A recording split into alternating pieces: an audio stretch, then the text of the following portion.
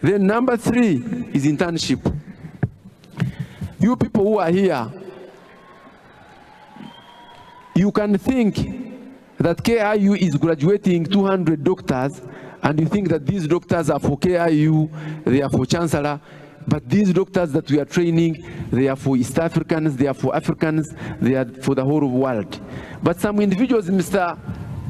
Prime Minister, they take it, they think that private institutions, when they train doctors or pharmacists, they are theirs. They are not ours.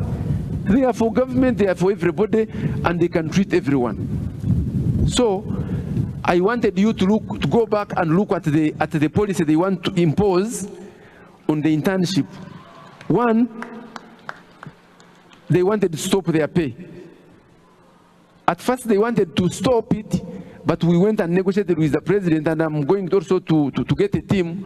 We go back and negotiate it again. Then at least it was reduced. Reducing it is okay, but they give them something. Even if they reduce it to 500,000, because they were giving them 2 million shillings, they wanted to scrap it off. I went with the team, we pleaded with the president, he reduced it by 50%. Now, they want to abolish it completely, which is wrong. What I thought, if the numbers are big or they are many, but if you look at other countries, Uganda, we don't have big numbers compared to Kenya. Because Kenya internship, now, it has reached to about 6,000 students in internship. With about, is it 60 million? Kenya has 60 million.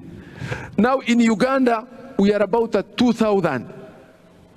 So 6,000 against 60 million, and 2,000 against 50 million is not a big number. So for me, my recommendation would be, if the pay is big, they can even again reduce it to about 750, but they maintain internship. And if they feel that the quality is affected, for me, I don't have a problem. The students can do exams before internship. That is also okay. They measure which university is doing better. Also, that will help us, because at first, I want to give you a story. When we were starting law school, in fact, we are the ones who made the LDC to start the pre-entry of exam. We produced 400 students. Bukedde, by then it was producing about 200. They said now, these students of KIU, the quality might not be up to the standard of Bukedde. They introduced the pre-entry exam. Now, they don't say it, but they are saying out of the 2,000 that are being taken, about 1,500 are coming from private. If you look at the LDC performance, the 20 students, about how many? They were 50? There were 56 students who got first class, not so. 56 students who got first class, but 10 were KIU. Only one university.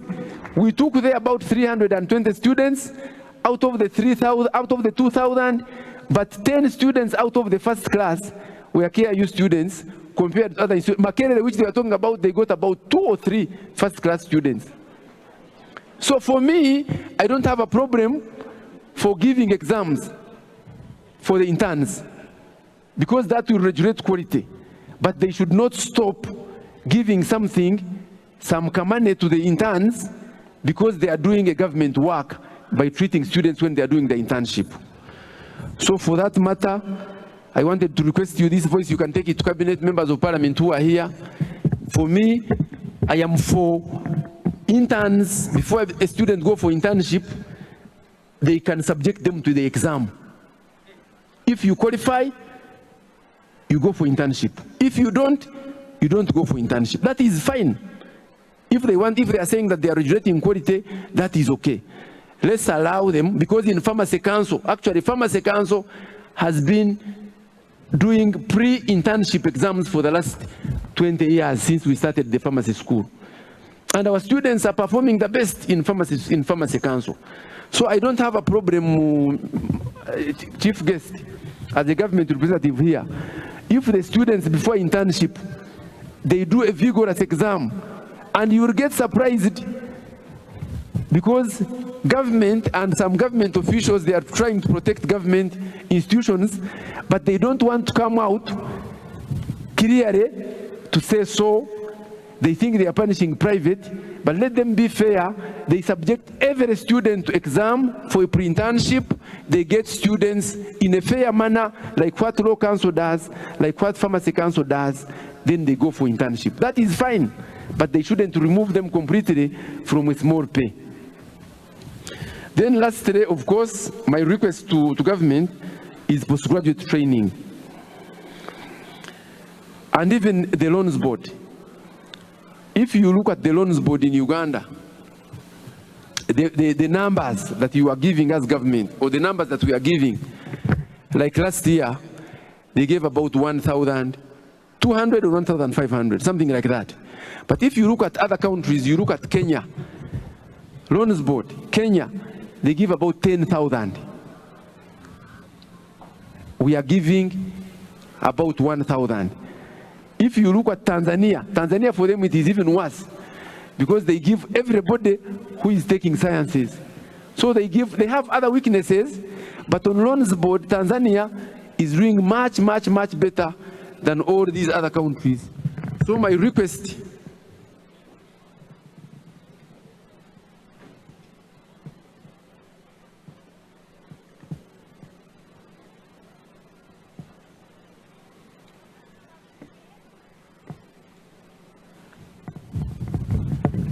yes, if you look at the loans board, our loans board is still giving very small numbers. But for me, my proposal would be, we are getting so many universities. If you look at the PhD graduates per year in Uganda, this year Bukedde graduated about 230 students. We are going to graduate about 50 because we have 13 now. We shall have about 30 in the next graduation. I think we are number 2. Mbarara will graduate about 20. Number 3 will be Chambogo, who is also about 20. Maybe Bustema is about 20. If you look at the numbers that we are graduating, we are not reaching 500 students for PhD. If you look at Kenya, only University of Nairobi every year is graduating 500, 600 students for PhD. So my humble request would be, if government can step in, because people will not manage to pay for PhD. It has 3 parts. It has fees, as school fees, and also it has money for research. That's why numbers are few. If you look at the numbers that we had, who were supposed to graduate in the 3rd year, 4th year, 5th year, we have about 100 students. But they could not graduate because they could not clear their fees. They could also not manage the money for research. So if government could come in and also